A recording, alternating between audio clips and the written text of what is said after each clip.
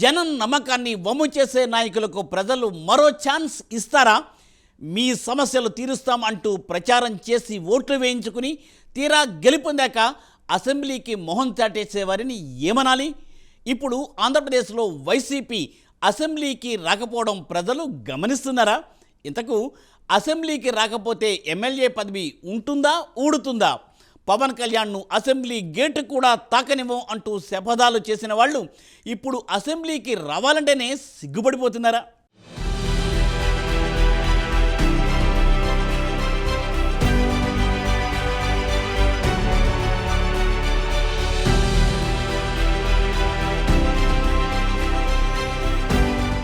ఎంతో అదృష్టం ఉంటే గాని చట్టసభలకు ఎన్నికయ్యే భాగ్యం దక్కదు. జీవితంలో ఒక్కసారైనా ఎమ్మెల్యే అవ్వాలనే కోరిక చాలామంది రాజకీయ నాయకుల్లో ఉంటుంది. అయితే అది నెరవేర్చుకునే అవకాశం, అదృష్టం ప్రజలు ఎంతమందికిస్తారు? బాధ్యతగా ఉండాల్సిన వాళ్ళు తమ బాధ్యతలను వదిలేస్తే ఇప్పుడు ఏపీలో జరుగుతుంది కూడా అదే. తమపై నమ్మకం ఉంచి తమ తరపున ప్రతినిధిగా అసెంబ్లీకి పంపితే వైసీపీ శాసనసభ్యులు మాత్రం 5 నెలలైనా ఇంతవరకు అసెంబ్లీ గడప తొక్కలేదు. తమ నియోజకవర్గ సమస్యలను ప్రస్తావించి వాటికి పరిష్కారాన్ని చూపిస్తారని ఎన్నుకుంటే వైసీపీ ఎమ్మెల్యేలు మాత్రం తమకేమీ పట్టదు అన్నట్లుగా నియోజకవర్గాల ప్రజలను మోసం చేశారు. అసెంబ్లీలో హేళన చేస్తారన్న భయమో లేదంటే తమ బలం సరిపోదు కాబట్టి మైకు ఇవ్వరనో ఏమో తెలియదు కానీ వాళ్లు మాత్రం అసెంబ్లీకి రావడం లేదు. అయితే ప్రజలు మాత్రం వైసీపీ ఎమ్మెల్యేలను అనవసరంగా గెలిపించామన్న అభిప్రాయంతో ఉన్నారు. నమ్మకం ఉంచి ఎమ్మెల్యేలను చేస్తే మీరు మాత్రం ముఖం చాటేసి మీ వ్యాపారాల్లో మునిగిపోయారని తీవ్రంగా చర్చించుకుంటున్నారు.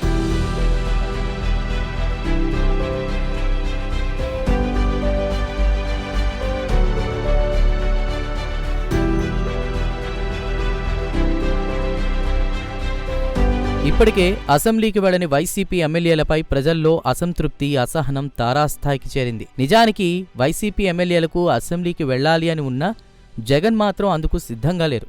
వైసీపీలో ఎన్నికైన 11 మందిలో కూడా కొత్తవాళ్లున్నారు. వారికి అసెంబ్లీకి వెళ్లాలి అని ఎంతో ఆశగా ఉంటుంది. ఎందుకంటే ఆ తర్వాత మళ్లీ అసెంబ్లీకి వెళ్లే అవకాశం ప్రజలు ఇస్తారో లేదో తెలియదు కాబట్టి. కానీ ఇప్పుడిచ్చిన అవకాశాన్ని మాత్రం ఉపయోగించుకోనీయకుండా తమ అధినేత జగన్ అడ్డుపడుతూ ఉండడంతో వైసీపీ ఎమ్మెల్యేలు రగిలిపోతున్నారు.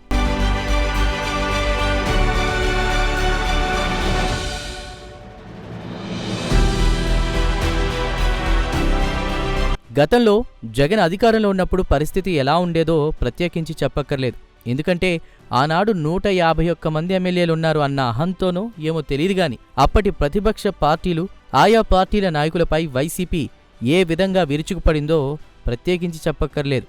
అసెంబ్లీలో సాక్షాత్తు చంద్రబాబుని సైతం అవమానకరంగా మాట్లాడారు. అప్పటికే రాష్ట్రానికి సుదీర్ఘకాలం పాటు ముఖ్యమంత్రిగా పనిచేసి దేశంలోని సీనియర్ రాజకీయ నాయకుల్లో ఒకరిగా ఉన్న చంద్రబాబును అసెంబ్లీ సాక్షిగా అవమానించడం అందరికీ తెలిసిన విషయమే. ముఖ్యంగా కొంతమంది ఆనాటి వైసీపీ ఎమ్మెల్యేల మాటలు చూస్తే అసలది అసెంబ్లీయేనా అన్నట్టుగా నోరు తూలేవారు. మాటలు దారుణంగా ఉండేవి. నాడు సభలో లేనటువంటి పవన్ కళ్యాణ్పై కూడా అప్పట్లో వైసీపీ ఎమ్మెల్యేలు రెచ్చిపోయారు. అనిల్ కుమార్ యాదవ్ లాంటి వాళ్లు మీసాలు మెలేయడం, తొడలు కొట్టడం, అసెంబ్లీలోనే వింత వింత చేష్టలతో నానా యాగి చేశారు.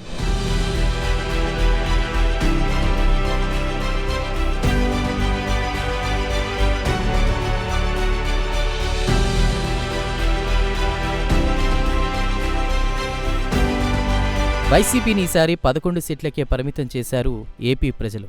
ఇక అప్పటి నుంచి అసెంబ్లీకి రావడం మానేశారు జగన్ అండ్ కో. అయితే అసెంబ్లీ సెషన్స్కు ఎక్కువ కాలం హాజరు కానట్లయితే ఖచ్చితంగా సభ్యత్వం రద్దయ్యే అవకాశం ఉందని చట్టాలు చెబుతున్నాయి. దీంతో వైసీపీలో ఉన్న ఎమ్మెల్యేలు వణికిపోతున్నారు, ఎక్కడ తమ సభ్యత్వం రద్దయిపోతుందో అని. అయితే జగన్ మాత్రం అసెంబ్లీకి వచ్చేందుకు ససేమిరా అంటున్నారు. సాక్షాత్తు జగన్ చెల్లి షర్మిల కూడా అసెంబ్లీకి వెళ్లలేకపోతున్నందుకు జగన్పై విమర్శలు కురిపిస్తున్నారు. ప్రజలు నమ్మి ఓటేస్తే మీరు ప్రజా సమస్యలను ప్రస్తావించే అవకాశం ఉండి కూడా అసెంబ్లీకి వెళ్లకపోవడం దుర్మార్గమని షర్మిల ఫైర్ అవుతున్నారు. అసెంబ్లీకి వెళ్లనప్పుడు మీకు మాకు తేడా ఏముంది అంటూ కూడా షర్మిల మాట్లాడుతున్నారు.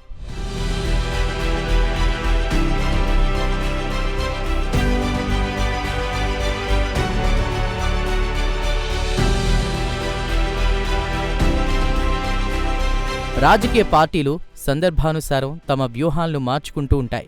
పార్టీకి ప్రజలకు ఏది మేలు చేకూరుస్తుందనుకుంటే దానికి తగ్గట్టు యాక్షన్ ప్లాన్ రచిస్తూ ఉంటారు. అంతిమంగా చూస్తే పార్టీ ప్రయోజనాలే పార్టీల అధినేతలు చూస్తూ ఉంటారు.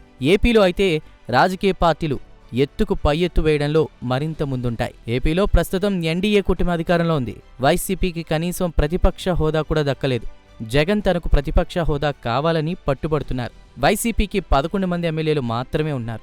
ఇంకా 7 ఎమ్మెల్యేలుంటే ఆయనకు విపక్ష హోదాతో పాటు క్యాబినెట్ ర్యాంక్ కూడా దక్కుతుంది. అయితే ఇప్పుడది సాధ్యం కాదు. హోదా ఇవ్వాలి అని అనుకున్నా అది స్పీకర్ చేతిలో ఉంది. ఆయన సభా నిబంధనలను చూస్తున్నారు. ఆ విధంగా కనుక చూస్తే జగన్కి ప్రతిపక్ష హోదా రాదు. అందులోనూ స్పీకర్ అయ్యన్న. ఇప్పుడు డిప్యూటీ స్పీకర్గా రఘురామను తీసుకున్నారు. ఆ ఇద్దరికీ జగన్కు మధ్య వైరం గురించి ప్రత్యేకించి చెప్పక్కర్లేదు. ఈ తరుణంలో జగన్ అసెంబ్లీకి రావడం కష్టమే అన్న అభిప్రాయం ఎక్కువగా వినిపిస్తోంది. అయితే సభ్యత్వం రద్దయ్యే పరిస్థితి వచ్చినప్పుడు జగన్ అనుకో ఖచ్చితంగా అసెంబ్లీకి రాక తప్పదేమో గాని ప్రస్తుతానికైతే అసెంబ్లీ గేటు తాకడానికి కూడా వైసీపీ ఎమ్మెల్యేలు వణుకుతున్నారు.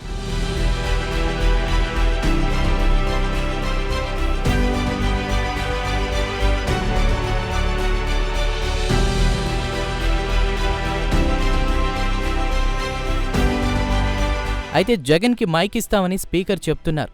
అందుకోసమైనా అసెంబ్లీకి వెళ్లాల్సింది. ఈసారి బడ్జెట్ సెషన్లో ఎక్కువ రోజులు సభ జరగనుంది.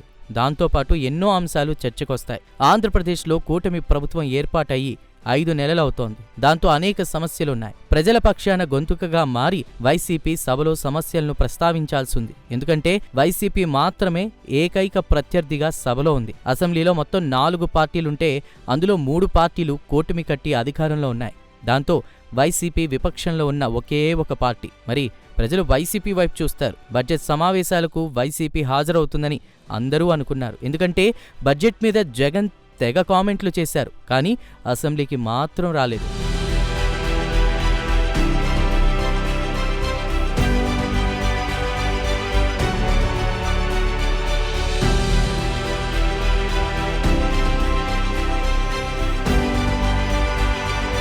ఓడిపోయాక అడపాదడపా జనంలోకి వెళుతున్న జగన్ అసెంబ్లీకి మాత్రం రావడం లేదు.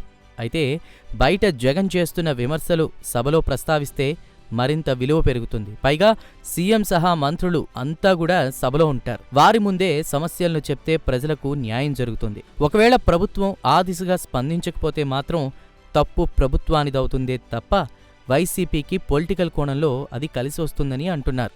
ఇంకోవైపు చూస్తే జగన్ తనకు ప్రతిపక్ష హోదా కావాలంటూ కొన్ని విషయాలను ప్రస్తావిస్తూ కోర్టుకు కూడా వెళ్లారు. అయితే జగన్ సభకు వెళ్లకూడదని భీష్మించుకుని కూర్చుంటే మాత్రం అది ఆయన ఒక్కరికే కాదు, వైసీపీకి రాజకీయంగా కూడా ఇబ్బందిగా మారుతుంది. అయితే ప్రతిపక్ష హోదా సంగతేమో గాని అసెంబ్లీ సెషన్స్కి వెళ్లకపోతే మాత్రం మున్ముందు శాసనసభ సభ్యత్వం రద్దవడం మాత్రం ఖాయమన్న వాదన రాజకీయ వర్గాల్లో వినిపిస్తోంది.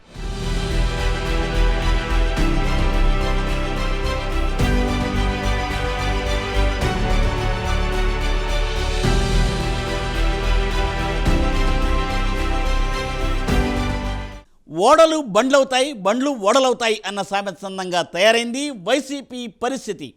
అధికారం శాశ్వతం కాదని గుర్తించలేకపోయిన జగన్ ఊహల లోకంలో విహరించారు. అయితే ప్రజలు జగన్కు జలకిచ్చి ప్రతిపక్షానికి కూడా పనికిరాడు అన్నట్లుగా తీర్పిచ్చేశారు. అయితే అసెంబ్లీలో పోరాటాలు చేసి మళ్లీ బలం పెంచుకునే అవకాశాలు ఉన్నా జగన్ మాత్రం తన పార్టీకి తానే శత్రువుగా మారారు అన్న విమర్శలు సొంత పార్టీ నుండే ఇప్పుడు వినిపిస్తున్నాయి.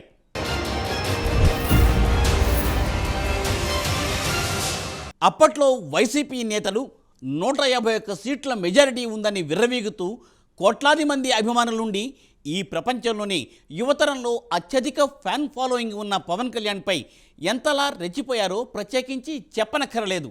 అయితే జనసేనకు వచ్చిన సీట్లలో కనీసం సగం కూడా తెచ్చుకోలేక ఇప్పుడు చతికిలబడ్డారు. అసెంబ్లీ గేట్ కూడా తాకనివ్వం అంటే ఏకంగా పోటీ చేసిన అన్ని స్థానాల్లో జెండా పాతేసింది జనసేన. ఒక రకంగా చెప్పాలంటే ప్రతిపక్ష హోదాకు సరిపోయే సీట్ల కంటే ఎక్కువగానే గెలుచుకుంది జనసేన. పవన్ కళ్యాణ్ కళ్ళల్లోకి చూడలేమన్న భయంతోనే అసెంబ్లీలో వైసీపీ నేతలు అడుగు పెట్టడం లేదా?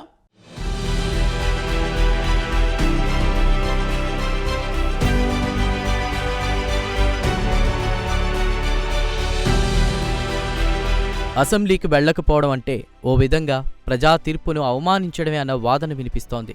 రాష్ట్రంలో ఎమ్మెల్యేగా గెలిచి శాసనసభలో అడుగుపెట్టాలని లక్షల మంది ఆశిస్తారు. అయితే 5 ఏళ్లకోసారి రాష్ట్ర ప్రజలు తమ తమ నియోజకవర్గం నుంచి ఒకరిని ఎన్నుకుని తమ తరపున ప్రతినిధిగా శాసనసభకు పంపిస్తారు. ప్రజా సమస్యలను లేవనెత్తి ప్రభుత్వాన్ని ప్రశ్నించడానికి విపక్షాలకు అసెంబ్లీ ఓ వేదికగా ఉపయోగపడుతుంది. ఈ నేపథ్యంలో తాను శాసనసభ సమావేశాలకు వెళ్లబోనని భీష్మించుకుని కూర్చున్న జగన్పై తీవ్ర విమర్శలు వెల్లువెత్తుతున్నాయి.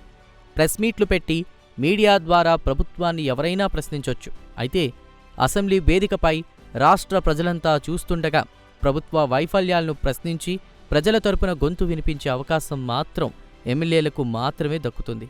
ఈ క్రమంలో తాము అసెంబ్లీ సమావేశాలను బాయ్కాట్ చేయడం ద్వారా ఓ చక్కటి అవకాశాన్ని వైసీపీ జారవిడుచుకుందనే అభిప్రాయం ప్రజల నుంచి వ్యక్తమవుతోంది.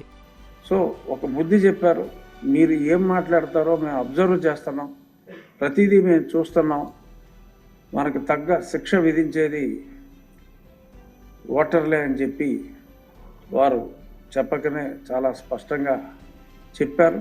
మరి అది అర్థం చేసుకోలేక చిన్నపిల్లోడు చందమామ కోసం మారం చేసినట్టు ప్రజలు ఇవ్వలేదు. దానికి చంద్రబాబు నాయుడు గారు కానీ లోకేష్ గారు కానీ ఎవరైనా ఏం చేయగలరు?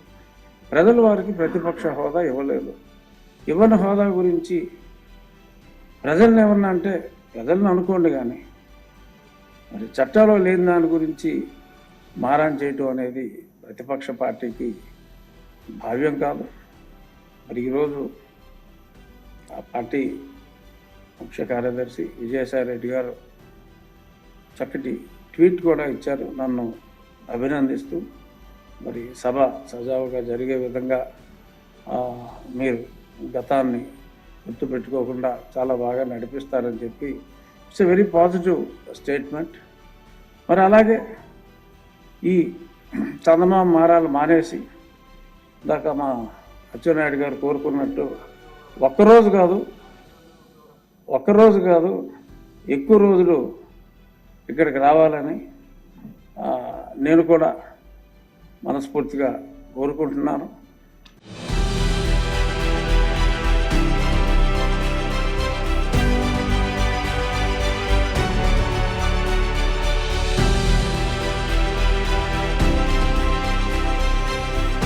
అసెంబ్లీలోకి అడుగుపెట్టడం కాదు కదా, కనీసం అసెంబ్లీ గేటు కూడా తాకనివ్వబోమంటూ పవన్ను ఉద్దేశించి తొడకొట్టేశారు, శపథాలు చేసేశారు, సవాలు కూడా విసిరేశారు వైసీపీ నేతలు అప్పట్లో.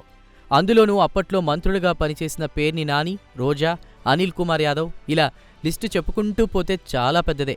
పవన్ కళ్యాణ్ మీద వైసీపీ నేతలు చేసిన వెటకారాలివి. అప్పటి ముఖ్యమంత్రి వైఎస్ జగన్మోహన్ రెడ్డి సంగతి సరే సరి, వైనాట్ 175 అంటూ మేకపోతు గాంభీర్యం ప్రదర్శించారు. 23 సీట్లతో ప్రధాన ప్రతిపక్షంగా టీడీపీ ఉన్నప్పుడు ఓ 5గురిని మేం లాగేస్తే మీకు ప్రతిపక్ష హోదా ఉండదని అసెంబ్లీలో వైఎస్ జగన్ ముఖ్యమంత్రి హోదాలో విపరీత వ్యాఖ్యలు చేసి ఇప్పుడేమో 11 సీట్లకే ప్రతిపక్ష హోదా కావాలంటూ నానాయాగి చేస్తున్న సంగతి తెలిసిందే. నేను ఇంకొకటి కూడా చెప్తున్నా ఈరోజు వైసీపీ నాయకులకి, వైసీపీ కార్యకర్తలకి, అతను మానసికంగా సెటరైట్ అయ్యే వరకు శాశ్వత అధ్యక్షురాలుగా వైఎస్ భారతిని ఎన్నుకుంటే చాలా బాగుంటుందని కూడా నేను అనుకుంటున్నా. ఎస్, జగన్మోహన్ రెడ్డి, మా హాఫ్ టికెట్ జగన్మోహన్ రెడ్డి పులివెందుల్లో రాజీనామా చేసేసి వైఎస్ భారతిని ఎలక్షన్ గా ఎమ్మెల్యేగా నిలబడితే మేము బాబు గారి దగ్గరికి పోయి, సార్ అతను బాగాలేదు, అతను ఒక పేషెంట్, అతను చేయలేకున్నాడు కాబట్టి వైఎస్ భారతి గారికి అవకాశం ఇస్తాం అని మేము పోయి అడుగుతాం, కన్విన్స్ చేస్తాం. కన్విన్స్ చేసి వైఎస్ భారతి గారు అన్న అసెంబ్లీకి వచ్చి ఈ రోజు వైసీపీ పార్టీ వాళ్ళు వేసిన 10 లక్షల మందో 9 లక్షల మందో కోటి మందికి వాళ్ళు రిప్రజెంట్ చేయాల్సిన అవసరం కూడా ఈ రోజు వైసీపీ పార్టీకి ఉంది. కాబట్టి మేము రిక్వెస్ట్ చేస్తున్నాం. నేను చెప్పేది ఒకటే, నేను రాను నాకు అపోజిషన్ ఇవ్వాలా? ఏంది చిలిప్పన్లా? ఏ రాజకీయం అనుకున్నారా? ఏమన్నా చాక్లెట్ అనుకున్నారా? నువ్వు అడగి ఏడ్చయ్యా ఏడవగానే షాపుకి పోయి చాక్లెట్లు కొనిచ్చేదానిక జగన్మోహన్ రెడ్డి ఎందుకు ఇస్తారు నీకా? నువ్వు ఇచ్చా మా గౌరవ ఇచ్చా? అసెంబ్లీలో హీనంగా మాట్లాడుండవు చంద్రబాబు నాయుడు గురించి. మీరు ఎంత లేఖితనంగా మాట్లాడారో మాకు తెలుసు, మేము చూస్తున్నాం, మీకు తెలుసు. కానీ ఈ రోజు మీకు విపరీతమైన గౌరవం చంద్రబాబు నాయుడు ఇస్తున్నాడు. ఏం చేయాలా? ఎందుకంటే ఆయనకుండే సంస్కారం అటుంటుంది కాబట్టి.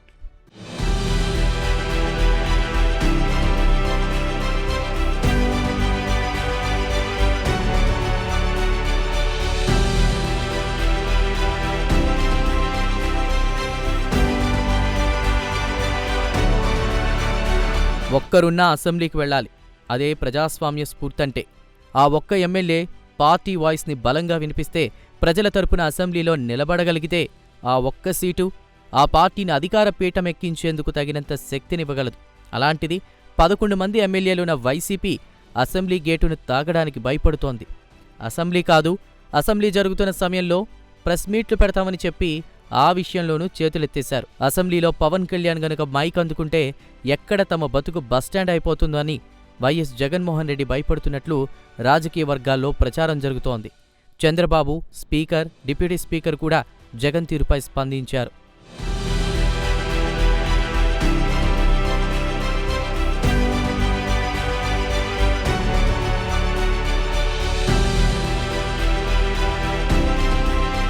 సొంత చెల్లి షర్మిల కూడా జగన్ తీరుపై విరుచుకుపడుతోంది. కేవలం 1.7% ఓట్లు సాధించి రాష్ట్రంలో అస్తిత్వం లేని కాంగ్రెస్ గురించి, షర్మిల గురించి మాట్లాడడం అనవసరం అంటూ జగన్ మీడియా సమావేశంలో చేసిన వ్యాఖ్యలపై షర్మిల ఆగ్రహం వ్యక్తం చేశారు.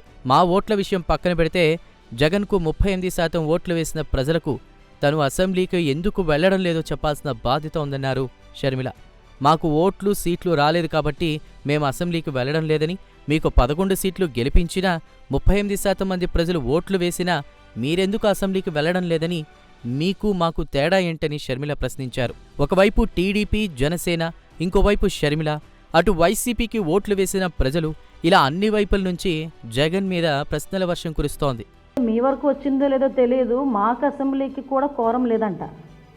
ఆ 11 మంది కూడా సహకరించట్లేదట ఆయనకి. కాబట్టి ప్రెస్ మీట్ పెట్టారట. మాకు తెలిసిన ఇన్ఫర్మేషన్ స్వామి అంతే.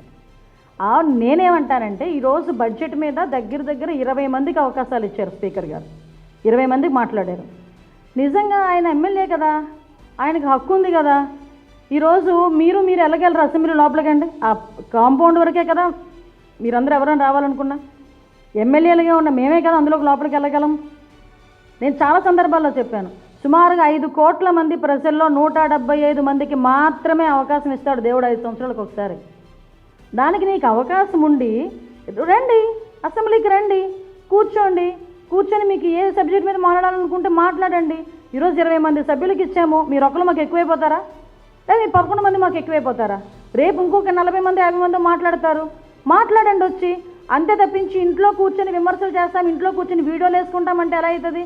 నువ్వేమైనా అడగాలనుకుంటే రండి, అసెంబ్లీకి రండి, కూర్చోండి, మాట్లాడండి, సమాధానం అడగండి, చెప్తాం మేము.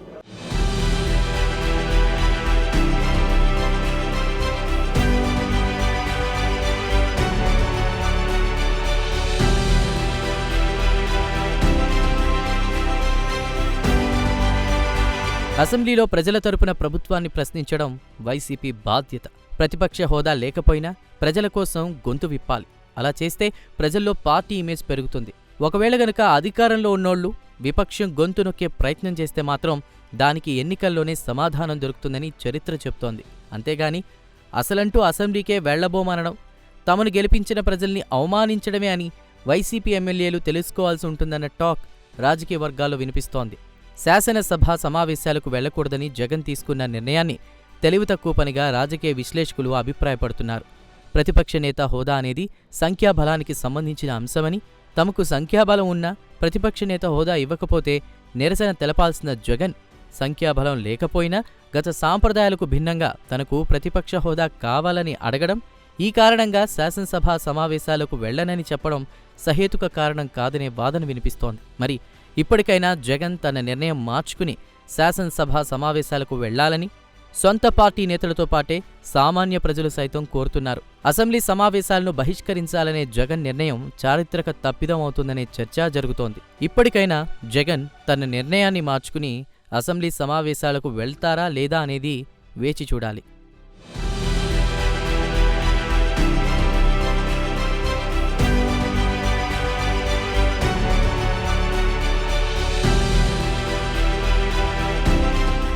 ఇక ఇది ఇవాటి బర్నింగ్ ఇష్యూ. మరొక ఎపిసోడ్తో మళ్ళీ కలుసుకుందాం. నమస్తే.